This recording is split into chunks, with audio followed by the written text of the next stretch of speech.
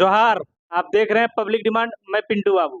हम अभी एक निर्दलीय प्रत्याशी के साथ हैं, उनसे बात करेंगे और इनके विषय में जानने का प्रयास करेंगे। सर, आपका सबसे पहले हमारे चैनल पर स्वागत।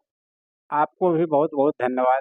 सर, आप अपने नाम के माध्यम से आपका चुनाव चिन्ह और क्रमांक संख्या एक बार हमारे दर्शकों को बताइए। मेरा नाम रामेश्वर प्रसाद यादव हिसला का मैं निवासी हूँ। मैं निर्दलीय लड़ रहा हूँ और मेरा चुनाव चिन्ह है बल्ला छाप। बैठ। आप जनता के बीच में अभी लगातार जा रहे हैं, दौरा कर रहे हैं, क्या जनता से रिएक्शन मिल रहा है आपको? मैं सिर्फ अभी ही जनता के बीच नहीं जा रहा हूँ। मैं विगत 30-35 वर्षों से सामाजिक स्तर पर काम कर रहा हूँ और जनता के जो सवाल हैं उन सवालों को हम लोग भी उठा रहे हैं। हर जगह से ज्वलंत मुद्दे हैं सब जनता का, उसको मैं उठाने का प्रयास कर रहा हूँ। और जो अभी स्थिति बनी हुई है लोगों का, जब मैं अपनी बात को रखता हूँ तो लोग बहुत गंभीरता से सुनते हैं और बोलते हैं कि बिल्कुल सही बात बोल रहे हैं आप। आप बताएं कि आप हमेशा जनता के बीच जा रहे हैं, मतलब आप एक सामाजिक कार्यकर्ता है। बिल्कुल। तो आप ये बताइए कि आपके समाज का सबसे प्रमुख मुद्दा क्या है, जन समस्या क्या है? इस देश में अगर सच पूछा जाए तो सिर्फ मेरे गांव का ही मुद्दा नहीं है, पूरे देश का मुद्दा है, पूरे राज्य का मुद्दा और एक एक जन जन लोगों का मुद्दा है।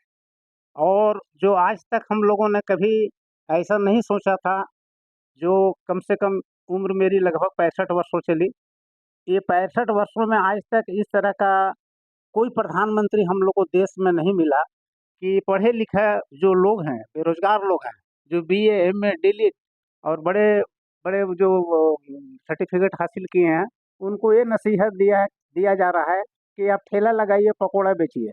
तो कितना मशक्कत और कितना मेहनत से इस देश के तमाम लोग अपने बाल बच्चों को खेत बाड़ी जगह जमीन गहना जेवर बेच के और पढ़ाते हैं, और प्रधानमंत्री का ऐसा सवाल जवाब दिया जाता है। तो इन तो आने वाला जो समय है, हमको लगता है देश के प्रति जो सरकार सरकार जो सोच रही है कि हमारा देश और आगे कैसे बढ़ेगा, तो जो पढ़ो लड़ो और बढ़ो जो ये लोग कहते थे, हमको लगता है उसको ये कुठाराघात किया जा रहा है, उसको बैक कर दिया जा रहा है, उसको पीछे कर दिया जा रहा है। तो इन तमाम चीज़ों पर हमारा अपना जो सोच है, हम भी जनता के बीच ये बात को ले जाना चाहते हैं, ले जा रहे हैं।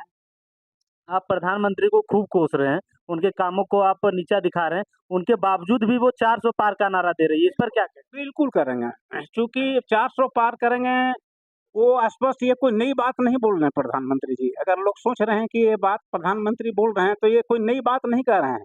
उन्होंने और उनके तमाम जो दिग्गज दिग्गज लीडर थे, उन लोगों ने समाज को बाँट दिया है।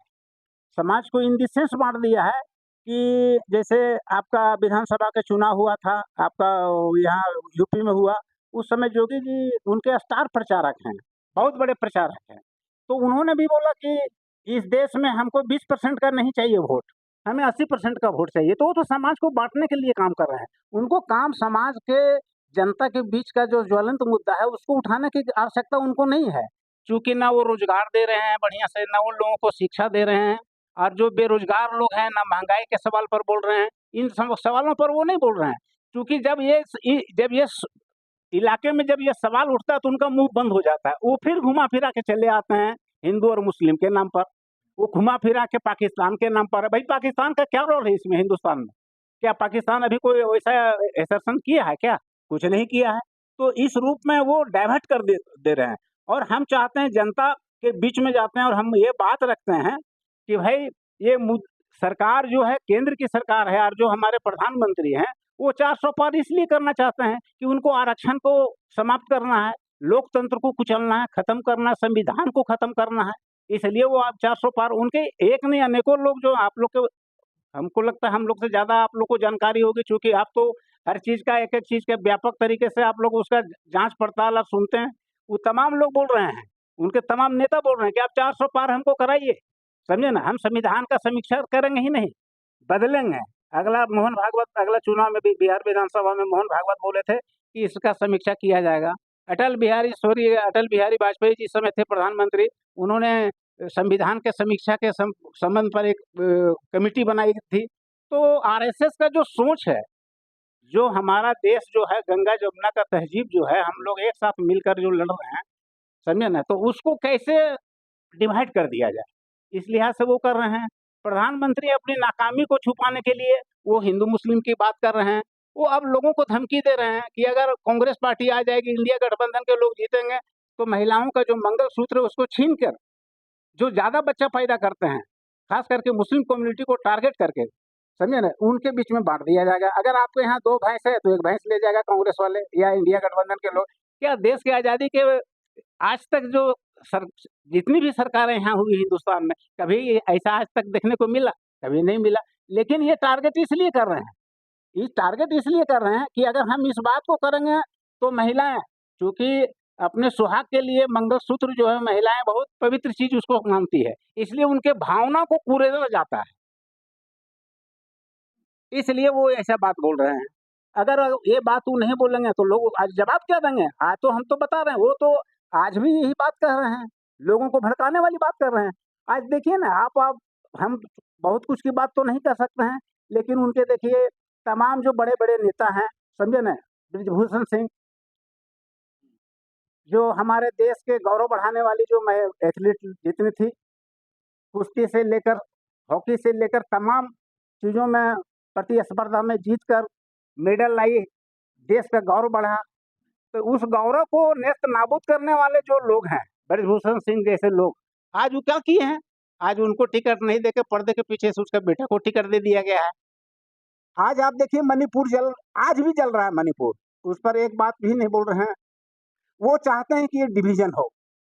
संदेश खाली का सवाल जो आया, अब आज वहाँ महिलाएँ वो लोग बोल रहे हैं कि लोग महिलाओं को दबाव बना के टीएमसी के लोग ऐसा कर रहे हैं, जबकि हकीकत है कि वो तमाम लोग बोल रहे थे कि हम लोग को पैसा फलाना जो कुछ प्रलोभन देकर ऐसा हम लोग के तरफ से इस सवाल को उठाया गया। तो ये सरकार को डिवाइड कर रहे हैं। अभी आप लोग देखें, इसमें आपका उन्नाव हुआ, समझे ना? जिसमें उसको वो कौन कुलदीप सिंह सेंगर, उस बच्ची के साथ रेप हुआ, सारा कुछ हुआ, उसको जला दिया गया, मार दिया गया।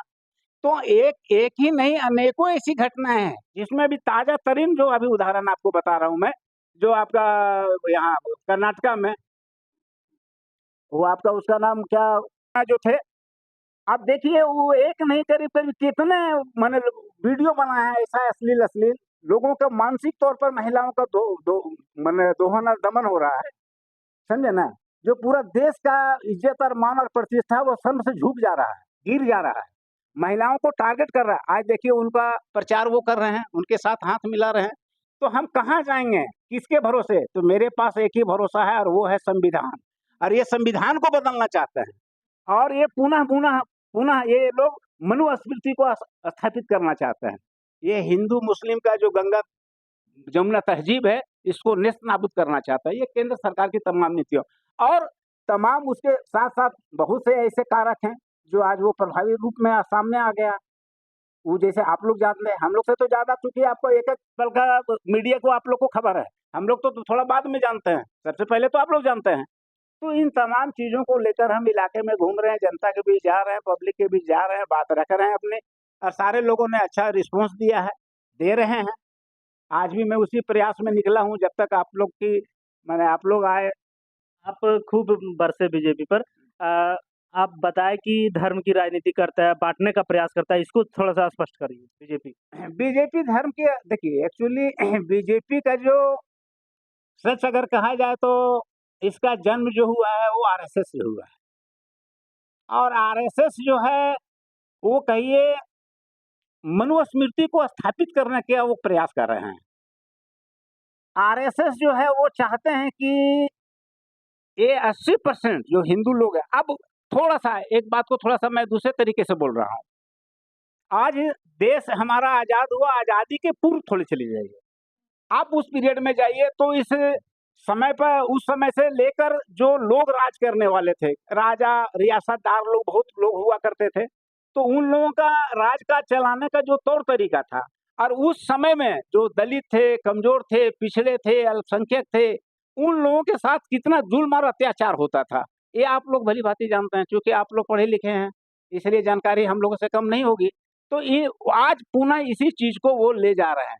अभी आप इन लोग को देखिए, ये जो मुद्दा उठाया प्रधानमंत्री, एक भी मुद्दा इनका सफल नहीं हो रहा है, और ये क्षेत्र की जनता जो है, समूचे झारखंड समेत पूरे देश की जनता जो है वो समझ रही है, क्योंकि इन्होंने कोई काम किया नहीं है, तो ये मुद्दे ही ले डाइवर्ट कर दिया जा रहा है कि मैं मुद्दा ऐसा उठाऊंगा ताकि किसी को, आप अभी हम बोल रहे हैं इन चुनावों में बहुत दूसरे दूसरे लोगों का मुद्दा को लोग उठा रहे हैं। क्यों उठा रहे हैं? मुद्दा नहीं उठाना चाहिए। अरे मुद्दा तो उठाइए महंगाई का, मुद्दा उठाइए बेरोजगारी का, मुद्दा उठाइए किसानों का जो डबल आय का था।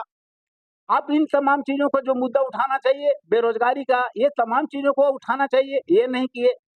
प्रधानमंत्री सिर्फ इतना ही नहीं किए, बल्कि इन्होंने देश के आज़ादी के बाद तमाम जो संस्थानें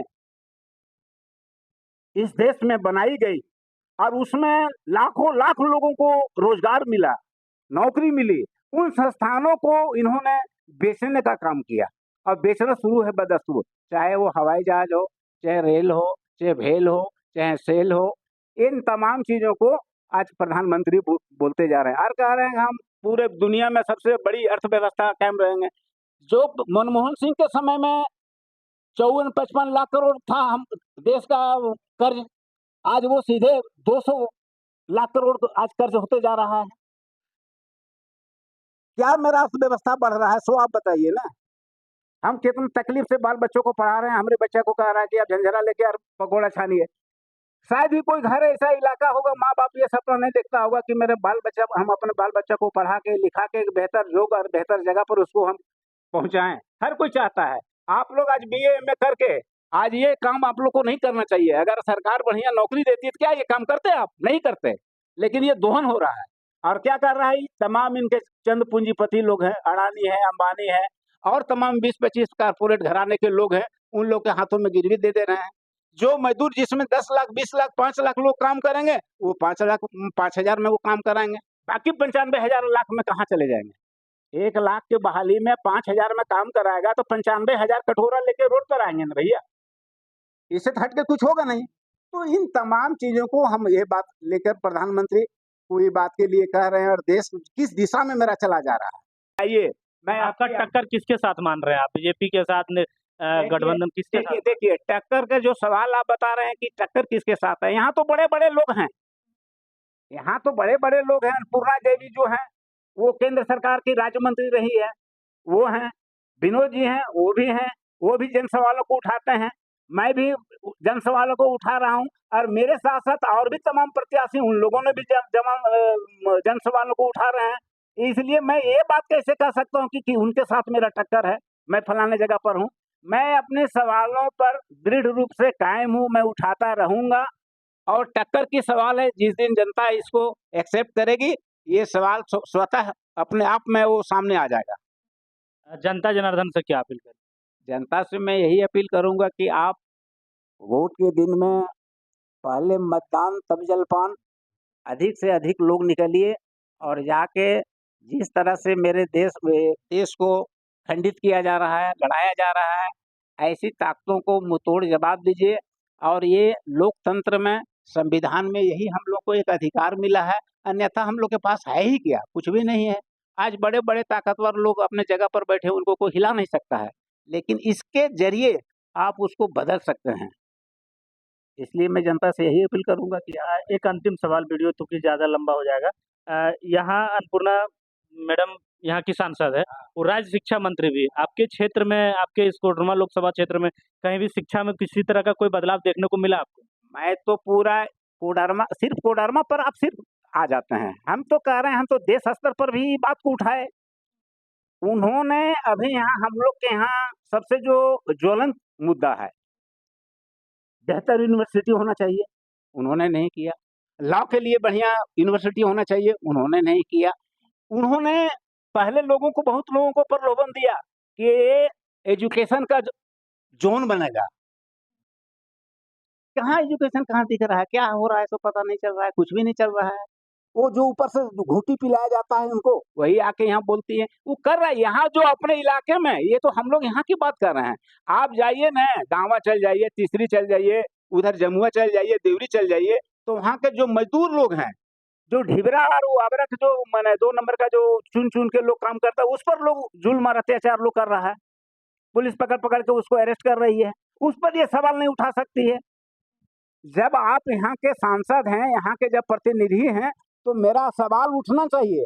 लेकिन आज तक अन्नपूर्णा देवी वहाँ लोकसभा में कोई सवाल उठाने का हिम्मत नहीं है, क्योंकि इसके आका का सख्त निर्देश है कि कोई नहीं बोल सकता है। तो इस रूप में अन्नपूर्णा देवी है, वो क्या बोलेंगे? वो तो स्वयं घिरे हुए हैं और स्वयं उनका जो है, कहिए कि उनका राजनीतिक जो विरासत है, तो आप लोग भी खुद जानते हैं। अगर बोलिएगा तो उस पर भी मैं 2 बात बोलूँगा। क्योंकि उनका जन्म जो हुआ था वो आरजेडी से हुआ था। लालन-पालन सब कुछ हुआ, पढ़ाई-लिखाई, सिखाई सब कुछ हुआ, वो आरजेडी में हुआ।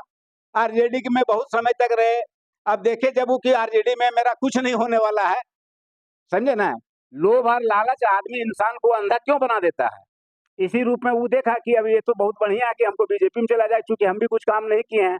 वो अपने आप को दिखाती है कि हम यहाँ से यादवों का बहुत बड़का नेता हैं, हम भी आप लोग के लिए लड़ रहे हैं, तो यादव लोग के लिए वो लड़ का रही है। वो समाज के लिए वो तो जो आज बहुत लोगों के बीच में भ्रम पैदा करती है कि मैं यादव हूँ, चूँकि कोडरमा लोकसभा क्षेत्र वो यादव बहुल क्षेत्र है, इसलिए लोगों के भ्रम पैदा करती है। बाकी ये चंद कुछ ठेकेदारों के लोग हैं जो उनके साथ आगे पीछे चलने वाले लोग हैं। तो इस रूप में उनका जो है कार्यकाल बहुत ही नगण्य रहा, जिसमें कम क्या, जिसको कम से कम निंदा किया जाए वो भी कम होगा। पब्लिक डिमांड न्यूज़ चैनल के माध्यम से आप रामेश्वर जी को सुन रहे थे, जिनका चुनाव चिन्ह बल्ला छाप है। इनके विचारधाराओं को लेकर आप क्या सोचते हैं? हमें कमेंट सेक्शन में बताइए। हम मिलते हैं नए वीडियो में। जनता जनार्दन की जय।